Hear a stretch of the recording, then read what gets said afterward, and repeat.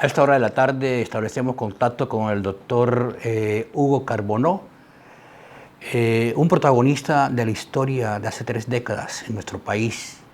Fue juez, uno de los jueces que tuvo a su cargo la investigación por el magnicidio, de Luis Carlos Galán Sarmiento. Doctor Carbonó, muy buenas tardes. Buenas tardes.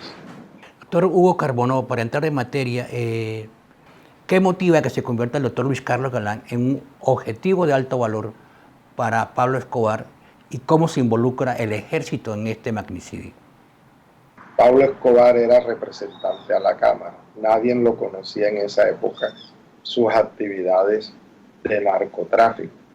En uno de los tantos viajes que hace Luis Carlos Galán a Europa, creo que fue a Inglaterra y a Estados Unidos, le ponen de presente de que Pablo Escobar está dedicado a actividades de narcotráfico, que tuviera cuidado, ya que él era parte, se había ofrecido en el Congreso para apoyar a Luis Carlos Galán, al igual que Santofimio. Ellos eran muy buenos amigos, compartían juntos, todo estaba bien. Cuando Galán regresa de ese viaje, exhorta a Pablo Escobar y lo expulsa y le quita toda la amistad. Pablo Escobar, pues lógico, le dice que no, que eso es mentira, que no haga eso. Inmediatamente, Galán es un hombre radical, un hombre de principios, un hombre que tenía por encima de todo rescatar y atacar la corrupción y el narcotráfico en Colombia, porque él era consciente de tanta catástrofe. Entonces Galán toma una posición radical y lo primero que se le ocurre decir a Galán en su plan presidencial, en su programa, en los discursos, es que él promete que él es narcotraficante y entre ellos extraditaría a Pablo Escobar. Se convirtieron en enemigos. Pablo Escobar juró delante de unas personas que Galán era hombre muerto. Entonces Santofimio se fue, no con Galán, sino se fue con Pablo Escobar. Entonces la muerte de Galán se planea de la siguiente forma. Pablo Escobar se une con Gacha, que era del cartel de Cundinamarca, y entre los dos, con Santofimio, planean la muerte. Gacha se ofrece a poner los sicarios. Gacha se ofrece a mandar a hacer un arma especial en el Medio Oriente que pudiese perforar el chaleco antibalas que usaba Galán en los discursos políticos donde estaba. ¿La plaza pública? En la plaza pública donde estaba dando a conocer su candidatura para la presidencia. Contratan a gente del Oriente, parece que fue un israelita, según los informes de inteligencia, para que le hiciera el estudio y el seguimiento a Galán. Entonces planea, el israelita viene, se averigua en la programación de las plazas públicas donde Galán tiene que visitar y escogen a Soacha, que se iba a presentar a Soacha. Y él es el que le da la idea que hagan una especie de doble tarima. En una misma tarima hicieran un escalón para que Galán se subiera ahí. Lo habían estudiado que cuando él daba los discursos, que la gente lo aplaudía, él subía las manos y el chaleco antibalas se le subía. Dejaba descubierta la parte del abdomen un poco. Entonces hicieron esa tarima.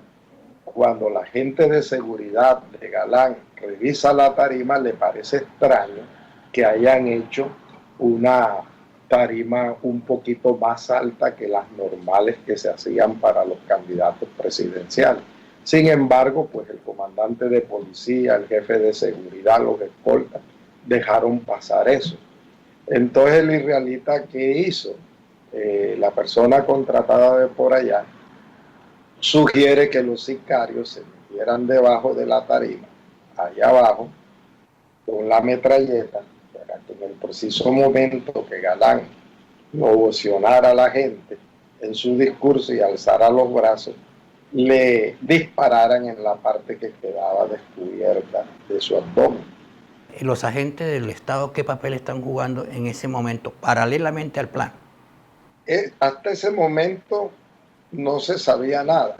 Simplemente los agentes del Estado en el DAS le habían asignado un grupo de escolta. El DAS de Maza Márquez. El DAS de Maza Márquez. Maza Márquez en su desespero presenta a Hasbún como uno de los determinadores y autores de la muerte de Galán. ¿Qué tiene que ver Hasbún para meterlo en ese paquete? Alberto Jubis Hasbún.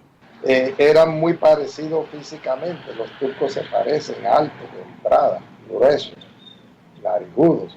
Entonces Maza Márquez manda al DAS a hacer inteligencia a Soacha y reciben varias declaraciones de vendedores de dulce y de personas que estaban en la tarima un día antes de la muerte de Galán, así como el mismo día de la muerte, y se logra establecer de que ellos vieron un hombre turco en la tarima organizando, dirigiendo.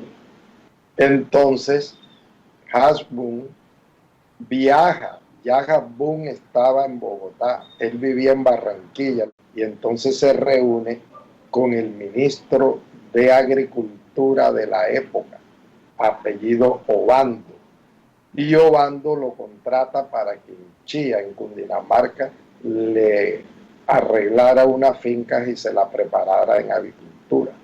Ellos, el día de la muerte de Galán, a la misma hora se encontraba en la calle 32 con Sexta de Bogotá, en un edificio verde que hay ahí, que enfrente después funcionó la Justicia Sin Rostro.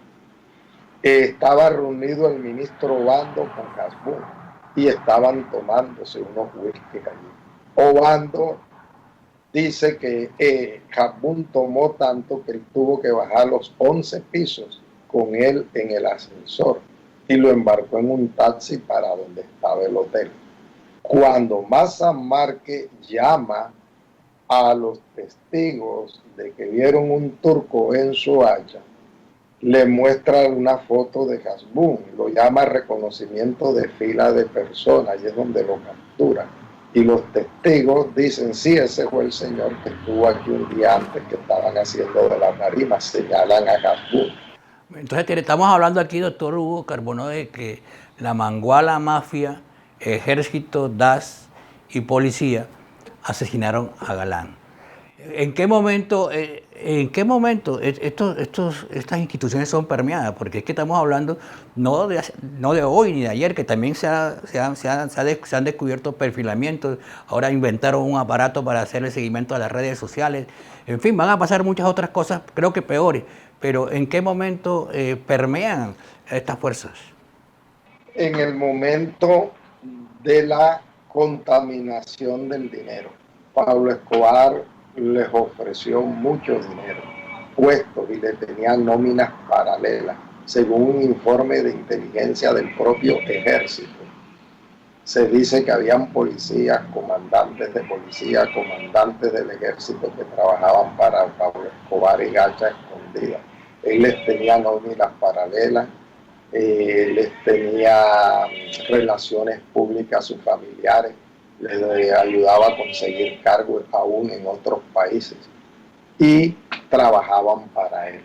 ¿Cómo logran ustedes determinar quiénes son los responsables, doctor Carbonó?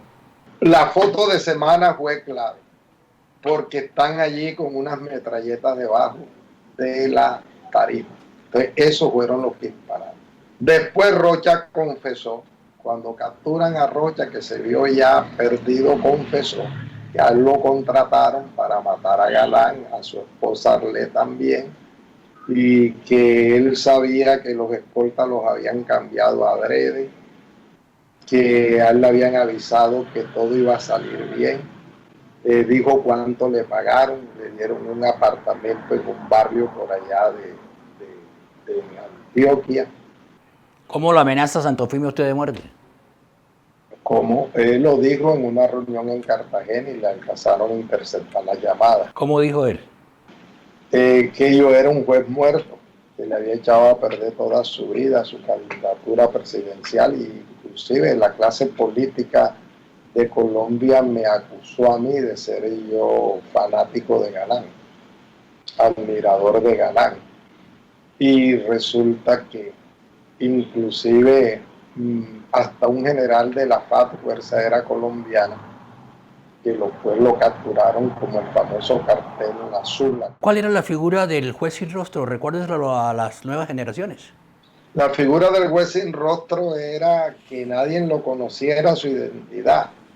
Trabajábamos en un lugar con cabinas herméticas, donde la voz salía deformada, donde uno hablaba y no se le veía el rostro, no se le veía la identidad.